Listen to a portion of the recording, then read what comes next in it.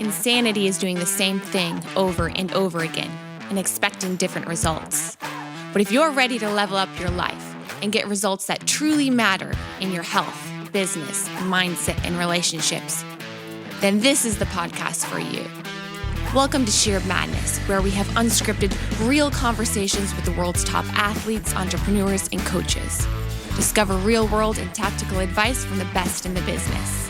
Let's go. Hey everyone, welcome to the show. Today we have a special guest coming on. Her name is Dr. Carrie Jones to talk about all things hormones. And I don't know about you, but I think hormones can be kind of a bit of a confusing topic for many, especially women, since our hormones are always constantly changing and cycling. But one thing that Dr. Jones is so great about is that she can break down everything about hormones, adrenals, and make it easy to understand with often a great twist of humor. If you follow her on social media, she definitely has a very humorous side to her with all of the content she puts out there. So you should definitely give her a follow. We'll be putting that in the notes here today. But a little bit more about her background before we get started. She is an internationally recognized speaker, consultant, and educator on the topic of women's health and hormones. Dr. Jones graduated from the National University of Natural Medicine in Portland, Oregon, where she also completed a 2-year residency in women's health, hormones, and endocrinology. Later, she graduated from Grand Canyon University's Master of Public Health program, and recently, Dr. Jones became board certified through the American Board of Neuropathic Endocrinology. She was adjunct faculty for many years, teaching gynecology and advanced endocrinology and fertility. While in practice, Dr. Jones served as a medical director for 2 large integrative clinics in Portland. And most recently, she joined Lifestyle Matrix Resource Center as the clinical expert serving the SOS Stress Recovery Program. And she's the medical director for Precision Analytical, which is the creator of the Dutch test that we use here all the time at Rachel Scheer Nutrition. So we are going to be getting down and dirty today, talking about all things hormones. So Dr. Carrie Jones, welcome to the show. Thank you so much. I can't wait to geek out about all things hormones because I think we're going to have a great conversation. Yes, I'm super excited to dive into it all. And me and my coaches, dietitians at Rachel Scheer Nutrition, we had just been huge fangirls of all of the work that you're doing and everything that you're putting out there. Just because of all of our hormone issues and some of the things that we talk about with our clients is we've gone through most of this ourselves, which is why we are so passionate about what we do. And I know you even have a little bit of a backstory yourself, but kind of diving into it and just getting started, I just want to begin by talking about why hormones are so important. Because a lot of times at our practice, we talk about gut health and weight loss, but I think hormones is confusing, sometimes overlooked for sure. So why are hormones so important? Oh my gosh, they are our little chemical messengers that go all over the body and bind to receptors and do the things. And so we often say, oh, I feel hormonal. It's probably my hormones. My hormones feel off, but we don't really know what that means. We were never taught that. And that's what really drives my passion behind helping everyone understand hormones. Because once you understand it, then I think you can feel more empowered and really make better decisions about your health and what you're going to do. I don't know about you, but I was taught about hormones and puberty and my period when I grew up in the South. I grew up in Lexington, Kentucky. And so I was taught by our football coach. That's who taught me. And so a lot of women have a similar experience as they learned like the P goes in the V and that's how you get pregnant. And that's about it, right? That's about all we learn. And so hormones are so important because they affect every single aspect of our body.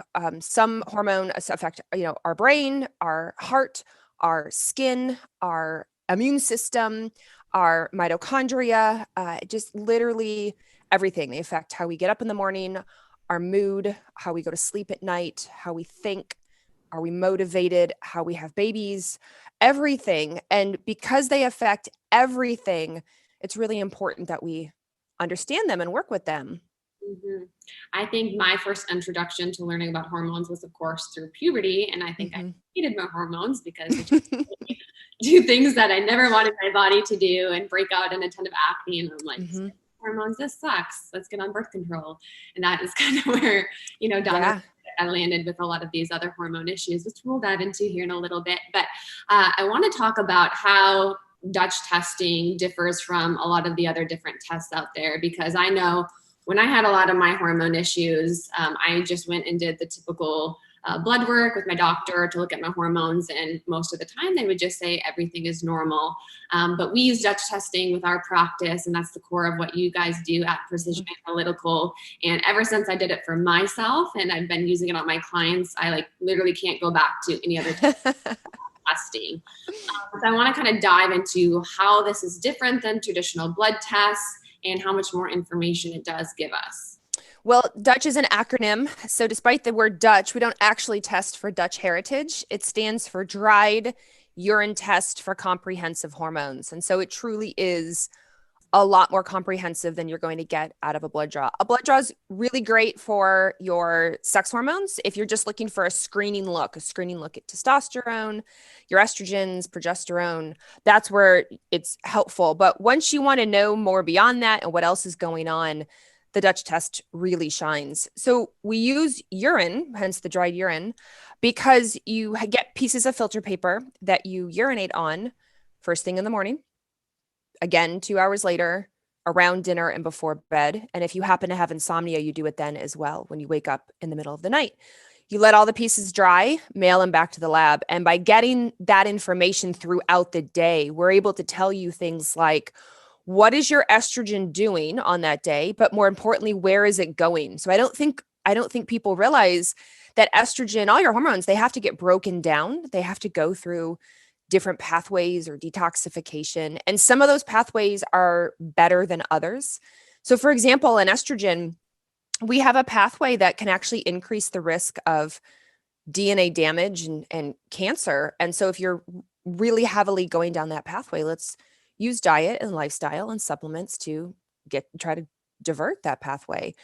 In testosterone and DHEA, we have a pathway that preferentially makes acne, and it makes that awful chin hair and neck hair and nipple hair, and it causes female pattern baldness, and it's worse in PCOS women, and it can cause anger and irritation. And so by understanding these pathways, you can get a lot of answers to your symptoms versus just a superficial screen in the blood work where they're like, oh yeah, you're fine. It's like, well, let's peel back the layer of the onion a little bit and see, where do these hormones go? Because the hormones themselves can cause problems, but then if they're going down a pathway that's causing even more symptoms, you just feel 10 times worse. And then the reason we do it through the day is we want to look at cortisol. We want to see your cortisol pattern. And so many people are like, I'm so tired, or I'm burned out, or I'm anxious, or I can't sleep, or I can't stay asleep. And cortisol plays such a big role, but cortisol follows a rhythm. And so we want to follow the rhythm. We want to test the rhythm and see where you're at. And so you can't get that in a blood draw. You can't go to to a lab at 2 p.m. and expect to know what your cortisol is doing all day. It's just not possible. So it's really nice to have the Dutch test for that comprehensiveness. Yeah, so it's not so much of, are your hormones high or low, but how is your body metabolizing and what are the hormones? I can attest, acne as a teenager.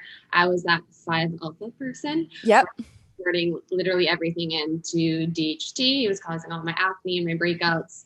So anything that kind of further pushed that pathway, blood sugar related issues, I just would immediately break out, which was so cool to know because I was able to figure out the root cause of my acne. Or actually my testosterone levels were normal, but I just was converting a lot of it into DHT. And bringing up the topic of cortisol, I love the Dutch test because it does look at that cortisol awakening response. Kind of like you said, where you go to the normal doctor, you do a blood test, you just look at cortisol in the afternoon.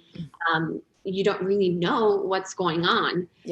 But you guys test cortisol along with hormones. Why is that? And how does cortisol actually impact our hormones? Oh my gosh, so much. So cortisol comes from our adrenal glands. Our adrenal glands sit on top of our kidneys.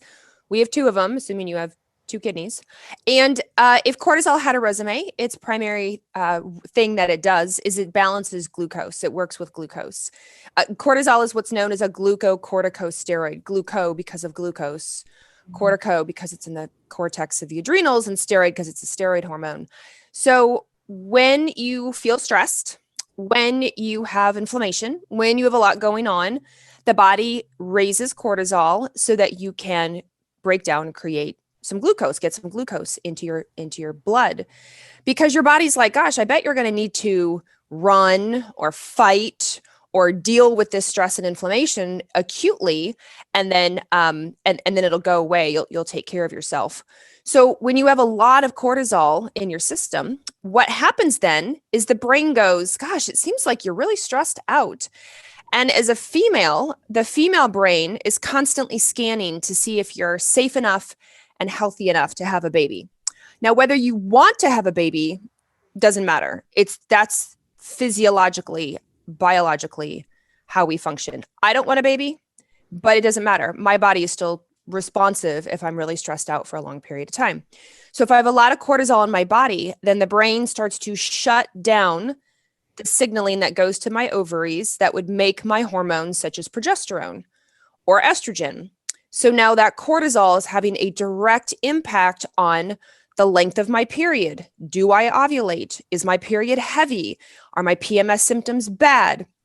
For women who are perimenopause and menopause, it will affect their hot flashes, their night sweats. It'll affect all females if they're hungry, hangry, headaches. It can really, really affect all of that from the brain down.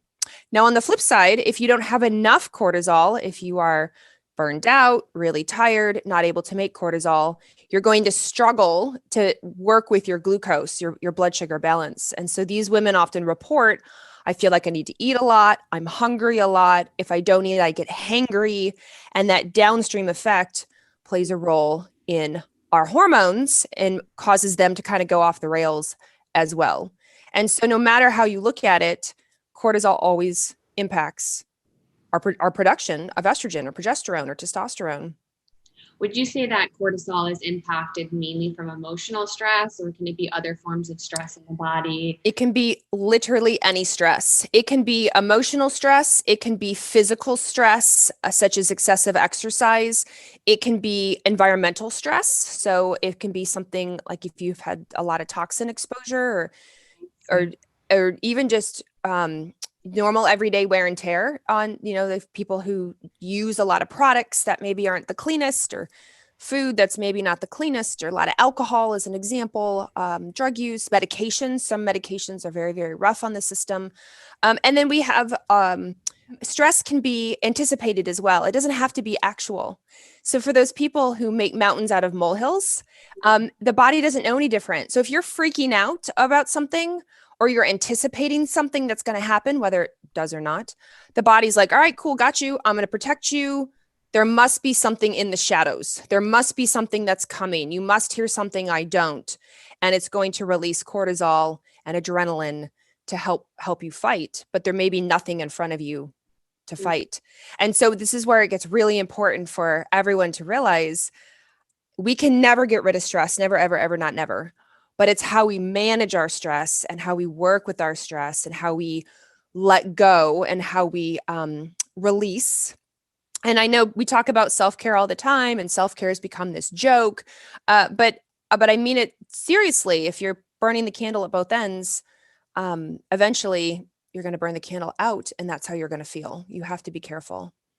Yeah. So that kind of goes back into the root cause, which is like what we do with functional medicine. Mm-hmm. So if we see your cortisol is chronically high all the time, or even on the opposite end, chronically low, we need to always ask the question, why is this happening? It could definitely be an emotional stressor, like she said, work stress, family stress at home, physical stress. I talked about this a lot in my podcast, but I was a bodybuilder for a while. I was a competitor. That was a massive, massive stress on my body. It led to a lot of my hormone issues, adrenal issues, gut issues even as well too. Environmental toxins, some of the things like we test for with our practice, heavy metals, gut issues, gut pathogens, SIBO, leaky gut, all of these things can affect your adrenals, which in turn can affect your hormones, your thyroid, because everything is so interconnected. And that's what's so cool about functional medicine that we do here. And I was actually curious because sometimes when we do this testing and we see someone who has high cortisol or low cortisol, there's a lot of protocols for that. Okay, you have low cortisol, we want to bring that up. You have high cortisol, we want to bring that down. Adaptogens, licorice root, and all of these other different things that are used in the world of functional medicine. And I've actually heard you talk a little bit about, where that may not be the best approach because your body's actually raising its cortisol or lowering it is a protective mechanism in a way kind of doing what it should. Can you explain that a little bit more? I'll give you two examples, which might really help. So let's start with the high cortisol first. When you are fighting an infection, let's say a virus like the current one, or let's say mold or mycotoxin, let's say you've got some sort of gut infection, your cortisol is naturally going to go up as part of the whole acute right now inflammatory process. And so if you happen to test during that and you see your cortisol is high and you freak out and you're like, oh my gosh, I need to suppress it. What supplements can I take to bring my cortisol down? What you may do is end up hurting yourself because cortisol can be, in an analogy, like a fireman or firewoman, right? Like it can be the person holding the hose trying to keep everything at bay, while it's also helping you manage stress and your blood sugar and what have you.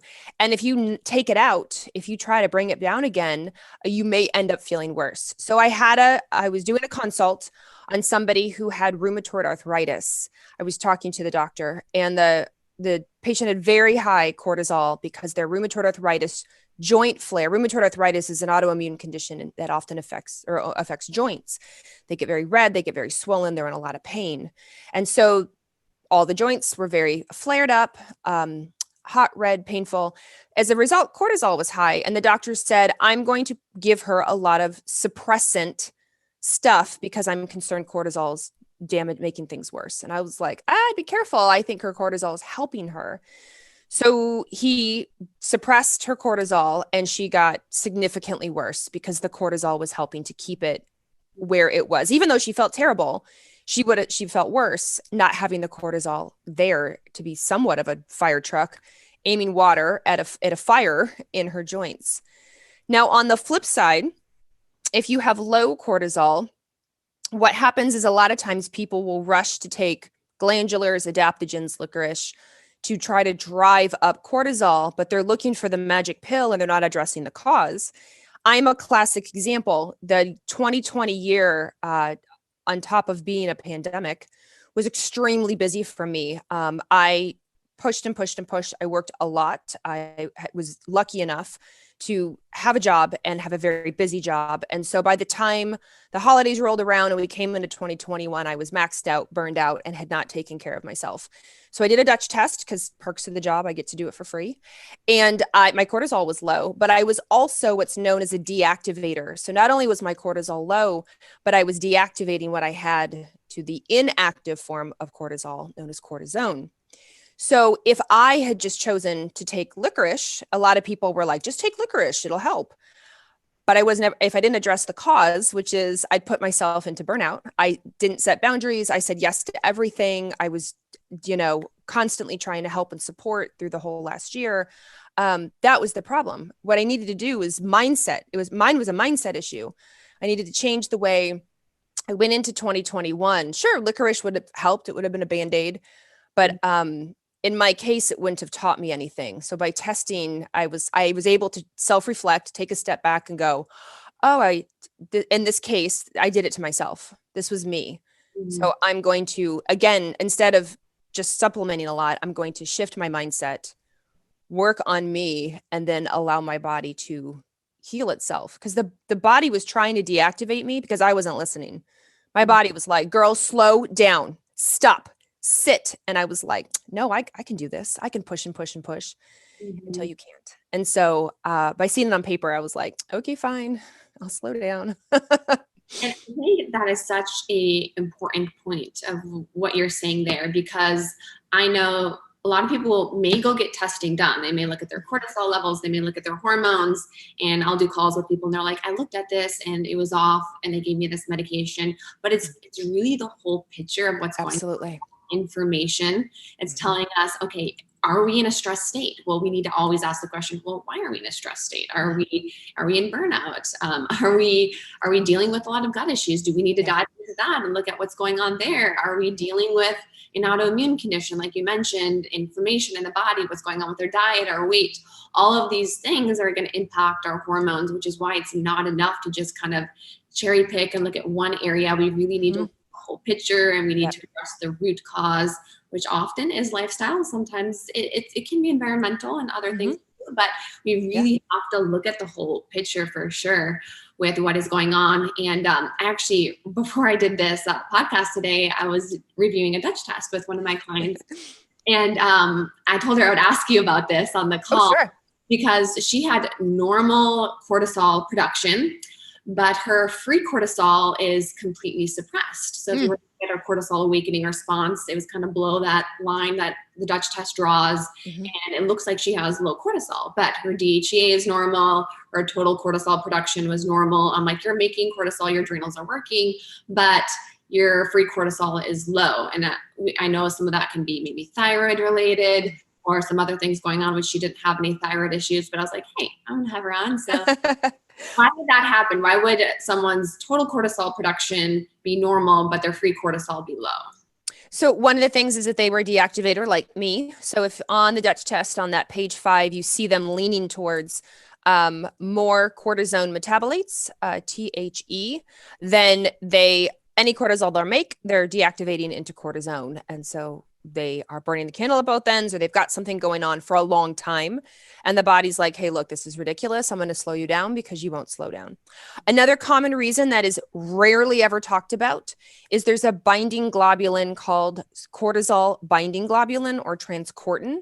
Much like we talk about sex hormone binding globulin and binding up testosterone, or thyroid binding globulin that binds up thyroid, cortisol binding globulin binds up cortisol. So some people have high levels of cortisol binding globulin. It's binding up all their free cortisol. And so it shows up low on the Dutch test because it's all bound up in their body on the globulins instead. Now, depending on how in range or on the upper end of range of that metabolized cortisol, which is total cortisol production. So if they're tipping towards the higher end of range, so they're in range, but tipping towards the higher end, again, we start to think of like what upregulates the enzymes to break down cortisol. So we know like stress can do it. We know excess adipose tissue can do it, obesity. We know metabolic syndrome can do it. And so there are, again, some of these systemic things going on, and it can be the start for this client of yours of like, hey, you're not bad now, but you're pre, like kind of like pre-diabetes. You're like headed in this direction where it is affecting the enzymes that are manage your cortisol. Would that be kind of like pre-burnout where cortisol would become all low, or? I see that as well. So if the total cortisol is actually headed the other way, if it's headed towards the low side, then I'm suspect that we have caught them in a stage that they're headed towards low. So they're not quite everything low, but give them another 6 months and they probably will be low unless you intervene or they make some changes. And so depending on what, I'd have to like look at the dial and hear more of the case, right? But I can oftentimes go, oh, they're either trending this way or they're trending that way, and go from there. Yeah. So the production actually, so on our test, it makes it look like the production happens first, and then some of that's the free cortisol. It's a little misleading. What happens is the body makes free cortisol, and you have some that stays as free, and then a whole lot of it gets broken down instead. It's not used. It's unused or already used. It's done used cortisol. And so, but when somebody, so if they have normal levels of the metabolized cortisol, and you're talking to them and they do have a lot going on in their life, it's definitely possible they're going to eventually trend. They're going to not run out, but they're going to trend down as their free cortisol stays low. The metabolites will eventually get low. Okay. So it's kind of still looking around at what other factors could be playing a role. Yep. With stress response and the adrenals for sure. Yep. Okay. with cortisol, we kind of talked about how that is so interconnected with our hormones and why that's so important to look at when we're also looking at our hormones, since those also fluctuate, and women are more prone to hormonal imbalances. And I'll say one of the most common hormonal imbalances I see at my practice is estrogen dominance with women that I do testing on. So I really want to kind of dive into the nitty gritty of estrogen dominance, how that happens, how we can go about fixing it. So I guess kind of starting out, what is actually estrogen dominance, and how does that even happen in the first place? Yeah. And it's such a good topic too, because it's lately, have you noticed, there's like a lot of controversy around it. There are a lot of conventional practitioners who were like, it's made up, it's bogus, there's no such thing, it's not possible. Like, well, but physiology says it can be, and there's literature to prove that it is. And in fact, there's a ICD-10 billing code for those who bill insurance that says called estrogen excess. So it is possible. What happens, and I understand where they're coming from though, because like you and I understand the physiology. So we're like quickly calling it estrogen dominance. But I think what happens is it gets trickled down, or it gets written in blogs, and it's not fully explained. And that's where the confusion comes from. So in the menstrual cycle, your estrogen, on the first day of your period, everything's low. Estrogen's low, progesterone's low. Gradually, estrogen starts to rise, progesterone stays low. And then eventually estrogen gets really high right before you're going to ovulate. You have to have a rise in estrogen before you ovulate. It's normal. Estrogen goes up. This triggers another hormone called luteinizing hormone, or LH. LH is what signals for real you to ovulate. It's like the switch. LH goes up and the switch happens and your egg busts free, and that's called ovulation. Your estrogen goes down and then it rises like mild to moderately again. So think a big mountain and then think a rolling hill in your cycle. Progesterone is low, low, low, low, low, low, low, and then you ovulate. And only once you ovulate, release the egg, do you make progesterone. So you release the egg, and then the cells that are left over pump out progesterone. And so now progesterone becomes a mountain. So if progesterone's a mountain and estrogen's a rolling hill, that's normal. You want progesterone higher on a graph than estrogen. But as we know, a lot of women don't ovulate. Therefore, they don't make progesterone for whatever reason. Or they do ovulate, but maybe the signaling from the brain isn't that great. So their progesterone never gets to mountain status. Or maybe the cells in their ovaries are not that healthy. So progesterone never gets to mountain status. And so now estrogen's winning. So even though it's only as high as a rolling hill, it's still higher than progesterone. And so we call that higherness estrogen dominance in the luteal phase, that second half of your cycle, especially leading up to your period. You'll also hear about like estrogen excess, which is can apply to that, but it also applies to all the estrogen-like chemicals we have in our world, our xenoestrogens, our endocrine disrupting chemicals. So those chemicals don't generally increase our actual estrogen levels, but they act like estrogen. They're close enough that when they get to the receptor, like a key in a lock, it's like close enough, and it can unlock the lock and open the door. So in our body, it turns on the receptor, and an estrogen receptor, and it activates it and does estrogen-like symptoms. Mm-hmm. So women can kind of have this estrogen approach from two different ways. Now, a third way is if you have a lot of GI issues and specifically constipation. There is some research to show that when you have constipation and when you have this, there's an enzyme in your gut, and this enzyme is known, it's called beta-glucuronidase. I don't know who names these things. They're crazy, but beta-glucuronidase. And what that enzyme does, if it's really high, is it takes your estrogen that's been tagged to be shipped out, literally in your poop, so it goes in the toilet and goes away. It will cause the estrogen to be reabsorbed. And so you can become estrogen excess because of gut issues.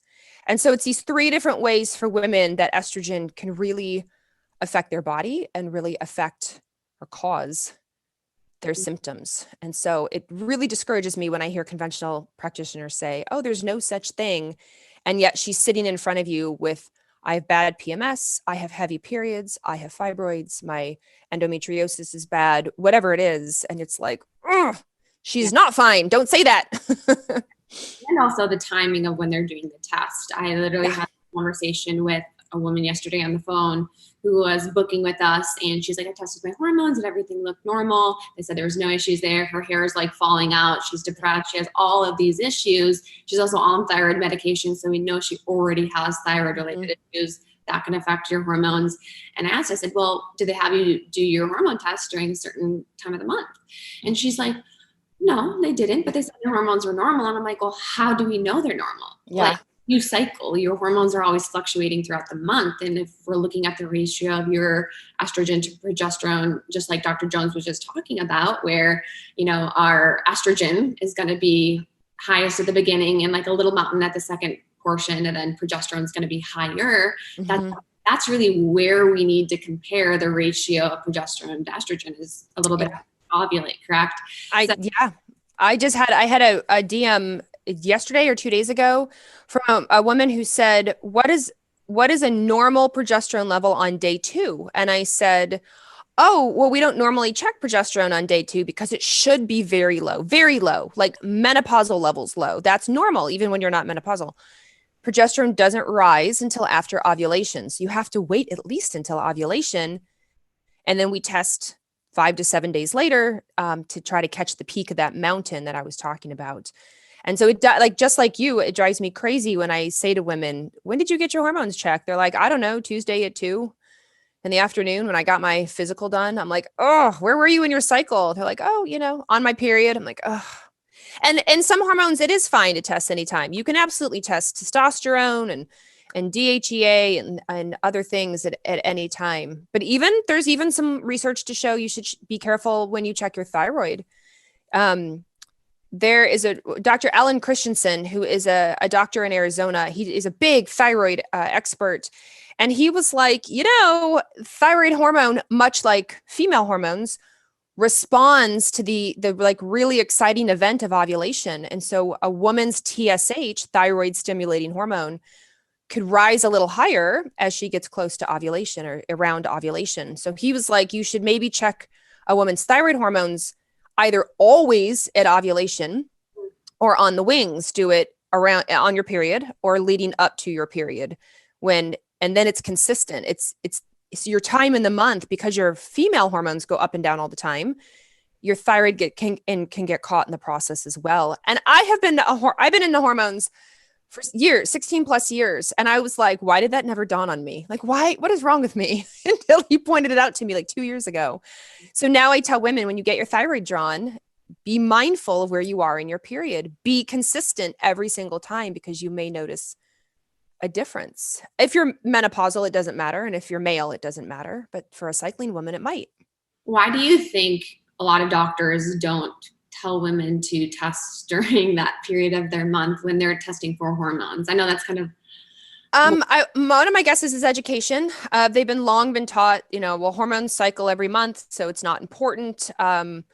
I got a message just the other day from somebody who asked for their hormones to be checked, and their doctor said, no, you get a period and hormones change all the time. So because you get a period, I know you're healthy. And of course she felt terrible.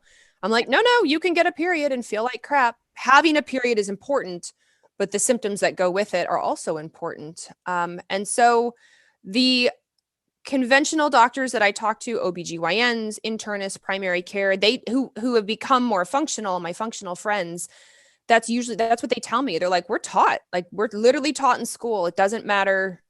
Hormones change. Just see if they have a period. And in the end, just put them on the birth control pills or an antidepressant. So both of them, right. Antidepressant, birth control, Accutane, literally what got me in the entire world. Here's for your acne, here's for your depression, all of this. And it's just all band-aids to what's going on. But I think literally the first time I heard about testing my hormones during that period of the month was through Dutch testing. No doctor had ever told me, like, you need to test during this time of the month to kind of see what your hormones are at. And even the client who I was talking with yesterday, where she said her hormones look normal, there was nothing wrong. She goes, well, I also had a 20-day late cycle. And I'm like, your hormones are not normal. Tell you that right there. Based off of that, I already know they're not normal. So we need to retest them, and we should probably do some Dutch testing. Yes. Thank God she found you. Back to estrogen dominance. I want to talk also about estrogen detoxification. Mm-hmm. At the beginning. And I think this can get a little bit confusing for some people when we dive into it. Personally, this is, along with the cortisol, this is like one of my favorite areas of the test because it really tells us what's going on with the estrogen. Can it be, precancerous? Are we eliminating it properly? So you explain like how we detoxify and eliminate estrogen and why that's important. Yes. So first of all, I will start by saying estrogen detoxification or detoxification in general happens in your body 24/7, 365. It doesn't take off for Christmas. It doesn't take off for your birthday. It doesn't take off for national holidays. Like you are always detoxing. So when people say to me, oh, I did a 3-day estrogen cleanse, I'm fine. I got cleansed all my estrogen out. I'm like, no, you didn't. I'm like, that's great. But no, it's an everyday ongoing thing. So everything in your body that goes through detox usually goes through a 3-step process. So the first step is appropriately called phase 1, and then phase 2, and then phase 3. So phase 1 and phase 2 often happen in the liver. Not always, but often, predominantly the liver is the main player here. Phase 3 are your kidneys for hormones, or your GI tract, so your intestines and when you poop it out. So your hydration and your kidney health is important, and your GI tract and bowel movements are important. So with estrogen on the Dutch test, we look at 2 of the pathways, phase 1 and phase 2 for estrogen. And so in the phase 1, we look at something called hydroxylation. It's just one of the ways we get rid of estrogen. And when you go through phase 1 detox, you have 3 options. They're pathways. So you can go down the 2 pathway, you can go down the 4 pathway, or you can go down the 16 pathway. And so what I need people to understand is that these 2, this 4 and the 16, you can never shut them off. They're never zero, but you need to mitigate them because the 2 pathway is the less concerning pathway. That's kind of the ideal pathway. The 4 pathway is the pathway, if left unchecked, can potentially lead to cancer, DNA damage, like we don't want that. And then the 16 pathway is known as the proliferative or growing pathway. Great for bones, not so great for tissue like breast tissue. If you have breast cancer, it might make it grow. Breast enlargement around your cycle where they get full and tender, heavy periods, clots with your periods, fibroids, things like that. So we kind of want these pathways to be in a nice balance. There's a certain percentage that's kind of ideal as we go through them. So then once you go through phase 1, they're basically toxins. Like your estrogen converts into these 2, 4, and 16 markers. And those markers they can do a lot of damage potentially. So we have to neutralize them. And we neutralize them into phase 2. That's when we say they become water soluble. So in phase 2, we use an enzyme called COMT. And the technical term is methylation. A lot of people listening are going to go, oh, I've heard of methylation. I have MTHFR, or I have problems with folate. Is that the same thing? It's not the same thing. MTHFR plays a role, but it's not the main star of the show. The main star of the show is this enzyme COMT. And what it does is it uses magnesium. It can use zinc as a backup, but it uses magnesium. And it uses something else called SAM, S-A-M, or a lot of us know it as the supplement SAMe, S-A-M-E. And it converts your estrogen into the methylated form of estrogen, which is non-toxic. Then you get rid of it. So now we're looking at gallbladder health, intestinal health, how are your bowel movements? How are your kidneys? Are you hydrated? Do you have any kind of kidney problems? Can you urinate it out? My analogy is a clawfoot bathtub, if you've ever heard me talk before. So, and it has to be clawfoot because I'm extra and it's my analogy and I want a clawfoot bathtub. So the water coming into your clawfoot bathtub, you can never turn off, but you can adjust the water. Is it more 2 water? Is it more 4 water? Is it more 16 water? Then the drain is your phase 2. Is your drain open? Is your drain closed? Is it clogged with hair? Is it open but not open wide enough because you just have so much water coming through, i.e. estrogen? And then your bathtub is connected to your sewer line, and that's what leads out of the house. And it's basically the sewer line of your body. What's your intestinal health like? What's your kidney health like? And so I teach it is phase 1, 2, 3, because that's how it happens. But just like in your house, the backup, the clog can happen 3, 2, 1. So you have to make sure your intestinal line, your sewer line is open, because if you have a broken sewer line, you can do anything you want to the water. You're still going to ruin your bathroom. It's going to flood and be a mess. So get your gut in check, make sure you're hydrated, work on your kidney health, and then move up. Then we move up to the COMT enzyme, that phase 2. We get your drain in check, and then we move up and get your water in check. And so it sounds very complicated and it sounds very confusing. But the good thing is when you test and find out what you are, it's nice to know because you can use diet and lifestyle and supplements to really help get you back on track. It's not a death sentence. It's not, oh my gosh, there's nothing I can do. Not even a little bit. It's such a proactive pathway that I love it. Yeah, I love the whole analogy with the bathtub, and I actually use it all the time with my clients form, just because it can get confusing with how estrogen is detoxified and eliminated in the body. And it kind of goes to show that a lot of it does always go back to our gut and our gut health for sure. Always with everything. And we do a lot more testing than just the Dutch testing and looking at that. We do the gut microbiome test, and we look at for enzymes like beta-glucuronidase, bacteria that are producing that, look for SIBO, leaky gut, what's going on there, inflammation, deficiencies they could have. And all of these things are what can impact your hormones, detoxification, the toxins, everything that we're looking at with trying to figure out why is this happening, and always just going back to all of that, which is what's so fascinating. Our body is incredibly complex for sure. I want to talk about supplements for estrogen detoxification, because we definitely utilize that quite a bit.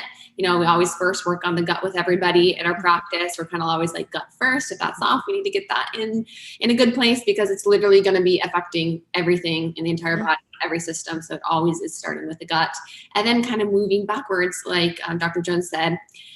This is where we can work on things a little bit more specifically. And we do utilize some supplements to support phase 1, phase 2 detox. I've seen with people who maybe push more of that 4-OH pathway, that pathway that's not so good. Would you say that's more genetically as to why someone's pushing that pathway versus more of that protective 2-OH pathway?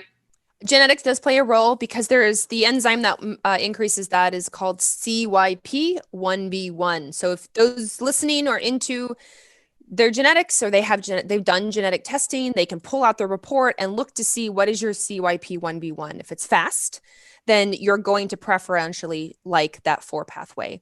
There are a few other things that can push that pathway. Definitely, like some environmental toxin exposure and some inflammation stuff that can upregulate it, which we don't like. And in some susceptible people, there is a supplement called DIM, which we use a lot, diindolylmethane. And the way that DIM works is it's supposed to increase a receptor that prefers the 2 pathway, which is the better pathway. But it doesn't completely ignore the 4 pathway. It just should prefer the 2 pathway. Some people, it doesn't work that way. For some people, DIM actually prefers the 4 pathway as opposed to the 2 pathway, again, just because of that receptor. And so I have seen some folks do DIM and their 4 goes up instead of going down. And I'm like, oh, your receptor is not following the rules. It's not following the textbook case, and we can't use it. So DIM would be maybe something that could work for helping that phase 1 pathway. Phase 2, I think sulforaphane, that's a pretty good one. I use a lot of sulforaphane or broccoli sprouts for people who like to grow their own broccoli sprouts or buy broccoli sprouts. Just make sure they're organic. And it's the sprout. A lot of people talk about this like full grown adult broccoli. And not all full grown adult broccoli contains high levels of the enzymes that make sulforaphane. The reason for that is for broccoli, I believe you have to have, it's like a specific broccoli, and you have to have grown it like 120 days or something. And so it's not all broccoli is not created equal, but broccoli sprouts specifically are high. Once you chew them or chop them, then they form what's known as sulforaphane, which is very helpful for detoxification at large. Glutathione and N-acetylcysteine, which helps make glutathione, also helpful for that pathway. So I will have men and women who are struggling with that pathway can use glutathione or N-acetylcysteine as well. Okay, awesome. And men do the same thing as well. 100%, which is what's so great. It really honestly doesn't matter how you were born. It's the same pathway. And so, I mean, how you go down the pathway is different, but they're not big differences at all between the two. So it's the same products for males as it is for females. And that's what I love, because it's sort of one-stop education, and then you can go forward and learn. Because men can also have hormone or estrogen detoxification issues. 100%. Think of our men with like the belly and the breast development and erectile dysfunction and depression and low motivation. We think low testosterone, also think estrogen issues. Definitely. Mm-hmm. I have a couple more questions, and I definitely want to be respectful to your time. So yeah. It's fun. But birth control is something that I'm often asked about with a lot of clients. I know I was on it for literally 10 years. I don't even think I had a choice. I had acne, and they're like, here's birth control. You don't even have to worry about heavy periods, anything. It was like the magic pill I could take. And I'm like, easy, give it to me, give it to me. Like, that's how I felt when I was like, 14 years old. Of course. Oh, totally. Yeah. Give it to me. Came off of it, probably when I was 24, 25. And then it was like, boom, acne, all these other things coming back. And I was like, what is happening? So what are your thoughts on birth control for fixing hormonal issues, number one? And what effect does birth control have on the body? Such a loaded question. So I will start out by saying that I am grateful for that we have the option for birth control, all the birth controls. And I think there's definitely a time and a place. But my issue with birth control is the lack of education around it. And I don't like, just as you said, practitioners using birth control as a magic pill for everything. So there are practitioners who are like, birth control is evil. You should never use birth control. That it's the devil. And I would disagree in like classic example, your teenage girl who doesn't have acne, doesn't have hormonal issues, but she's sexually active, like she's not a candidate for the IUD. She's definitely not going to do fertility awareness method, like condoms and pull out. Not going to happen. Like, come on, she's a teenager. And so, yeah, but I'm very educational around the birth control pill of like, look, I know you are whatever age you are, 16, 17, 18, all the way up into their 20s, that age range where they're not the most responsible. I'm like, here's the pill for pregnancy prevention. These are the symptoms you need to watch out for. You're going to come back into my office every single year, and we are going to continue to monitor your symptoms. And oh, by the way, the birth control depletes B vitamins and it affects your gut. And so I'm going to need you to take these boosters, so to speak, B complex, maybe gut support, multivitamin, whatever it is for that particular person. So that's where I really like birth control. What I don't like birth control is what you were given it for. You're 14, you have acne and all these other hormonal symptoms. And instead of saying, gosh, at 14, let's get to the root cause and figure out what's going on. Obviously, puberty is no fun for pretty much anyone. But as you said, like you were higher in that hormone that causes acne, known as DHT.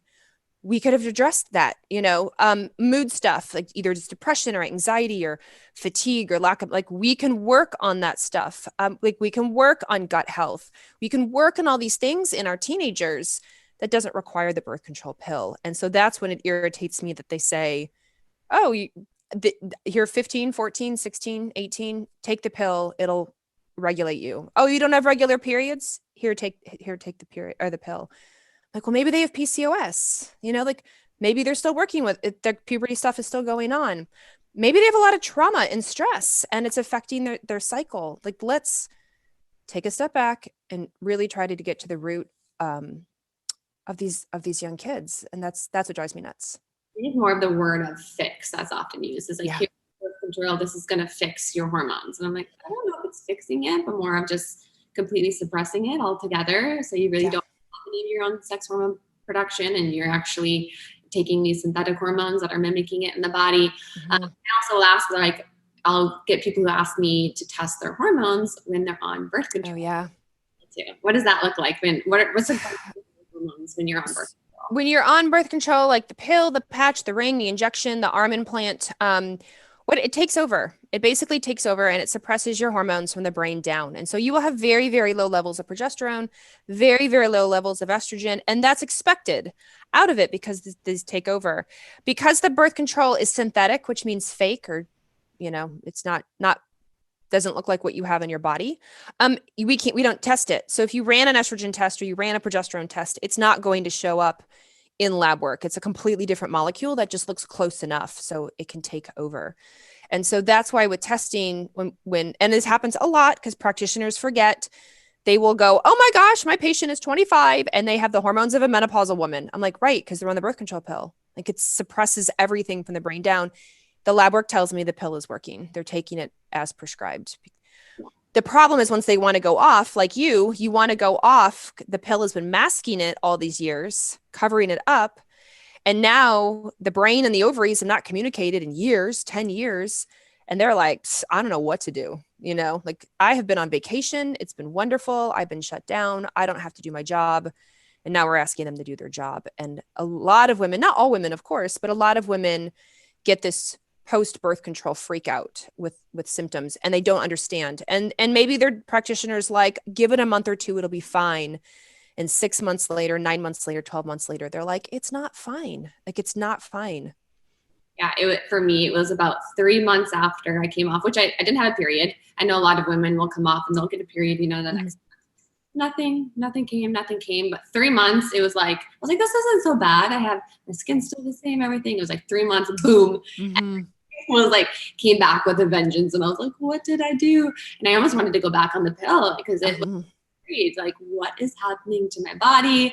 I haven't experienced any of this since probably 13 and I wasn't on birth control. Yeah. And it was really scary, of course, but it allowed me to kind of step into, okay, what's going on here? How do I actually need to balance my hormones? And actually it took me quite a few months longer to even have a menstrual cycle. I didn't even have, even though I was having a lot of hormone related symptoms at that time, which is why we don't want to use birth control as a Band-Aid for a lot of these issues. Right.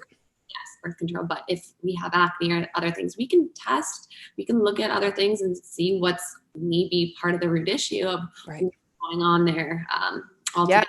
And I feel the same young as I do women in perimenopause. I absolutely have women in maybe their late 30s heading into their 40s or full on 40s. And their OBGYN puts them on the birth control pill of like, oh, you're getting into perimenopause now. You're to avoid hot flashes, let's put you on the pill. I'm like, okay, first of all, the pill was designed for women much younger. And second of all, I don't think that's the best course of action. Like, are you sure that's how you want to go in your 40s is back on the pill to manage symptoms, not necessarily for pregnancy prevention? So I'm like, oh, there's a big misunderstanding there.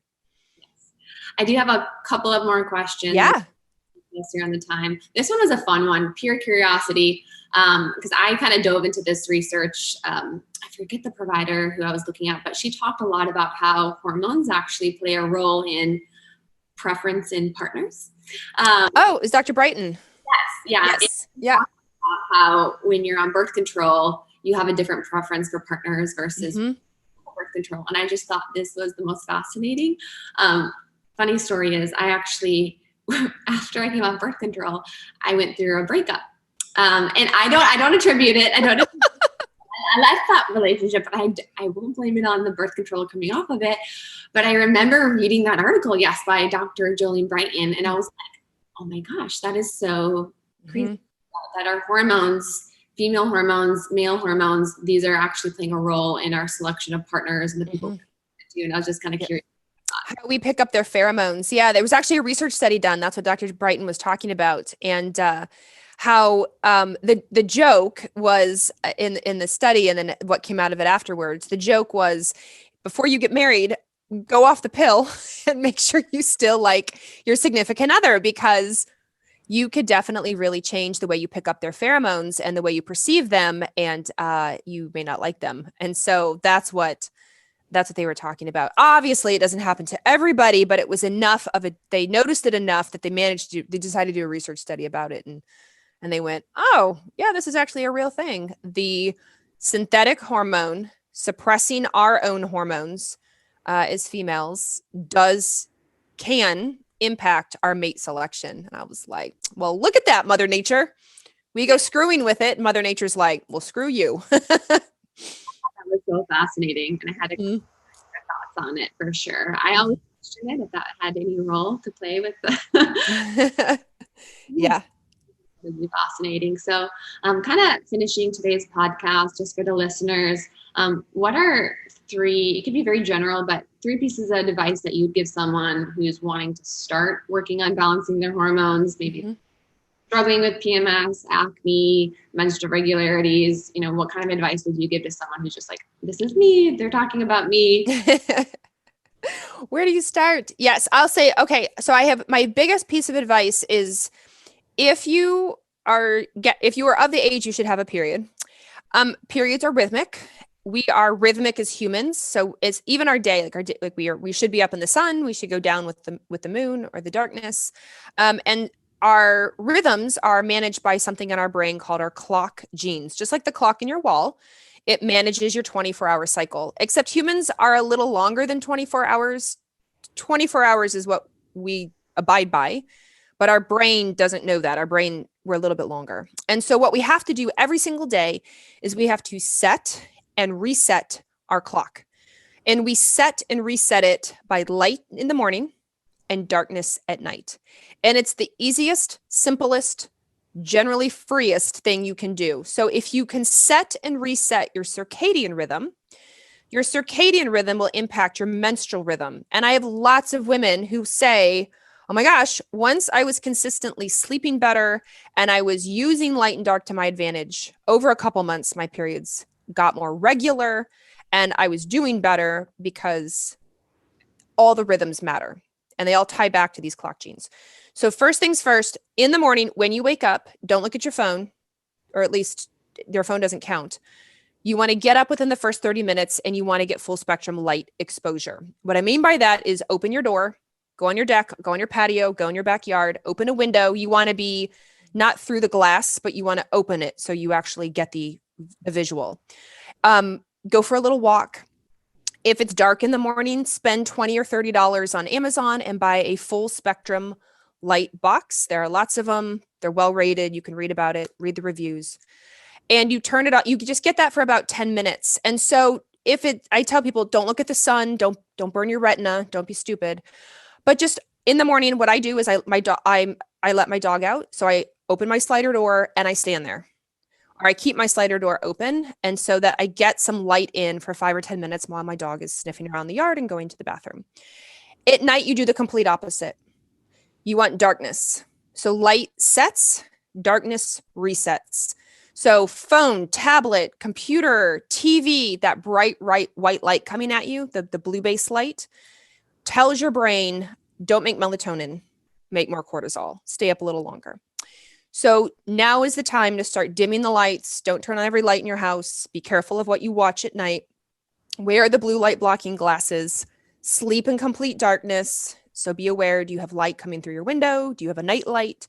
Do you have all sorts of things plugged in your room and they have little lights that blink? Wear a sleep mask. And I know it sounds ridiculous. And I know people are like, oh, what a pain. Can I just take a pill? No, this is literally the clock genes want light and dark.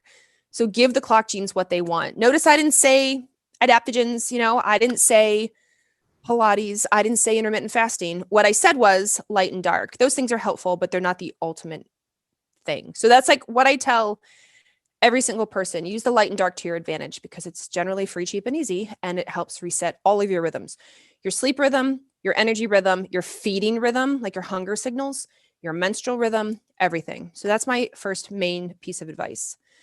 My second piece of advice is alcohol. Be mindful of your alcohol. When the pandemic hit, when I walk my dog through my neighborhood on Thursday nights, everybody puts out their trash and recycling because our collection's Friday morning. And it was so interesting to watch all of my neighbors have massive amounts of alcohol bottles, wine bottles, beer bottles in the recycling as the pandemic continued on. And I was like, absolutely, people are surviving the way that they can, right? Like we're all kind of hanging on by a thread. And if a glass of wine is helpful, good on you. Be mindful, though, that alcohol is a bully and needs to be processed by your liver first. It's toxic. So if you're struggling with estrogen issues, if you're listening to this whole thing, like I have the skin thing, I have the PMS thing, I have the periods thing, yes, yes, yes, as you hold your glass of wine listening to this, be mindful that all that alcohol is absolutely having an impact on not only your gut. Alcohol wreaks havoc on your gut, it's wreaking havoc on your brain, and it's wreaking havoc on your hormones. So the occasional drink, fine. But if you're an everydayer, couple a day, and you're struggling with hormone issues, I'm going to point out the correlation to you and ask you to really evaluate that choice in your life, at least until you get yourself better cleaned up. And the third thing is seek help. Find somebody like you, Rachel, to help, because hormones are complicated. It's like herding cats. I say it all the time, and it's hard to herd cats without help. And so get tested, but get somebody who can help you test. Get somebody who understands hormones. If you go to your GP, you go to your primary care and you just show up and go, all right, I have a hormone issue, test my hormones. They're going to be like, look, you're great, but I do acute care. Like, do you have a cold? Do you have a urinary tract infection? Like, this is like, I do need a physical. Like, that's what our GP and our primary and our internists are for. They're for that quick, conventional 8-minute visit. And we love them for it. But to actually sit down and talk through your gut and your thyroid and your hormones and your vitamins and your nutrients, they don't have time for that in 8 minutes. So go to somebody who has the time and who is an expert and can be another big, coach and player on your healthcare team. So those are my three things. You guys, light and dark, sleep. That's your circadian rhythm. Yep. Mindful of alcohol, especially if you're an everydayer, and get help if you need it for sure. Mm-hmm. Go check out great information like Dr. Carrie Jones. You guys need to go follow her on social media. What is a good place for people to give you a follow and check out some? I am at dr.carriejones. So at dr.carriejones. Go check out her stuff. She seriously takes a lot of the stuff we talk about today. It makes it very easy, digestible to understand if you want to learn a little bit more in depth about your hormones, adrenals, the things that affect them.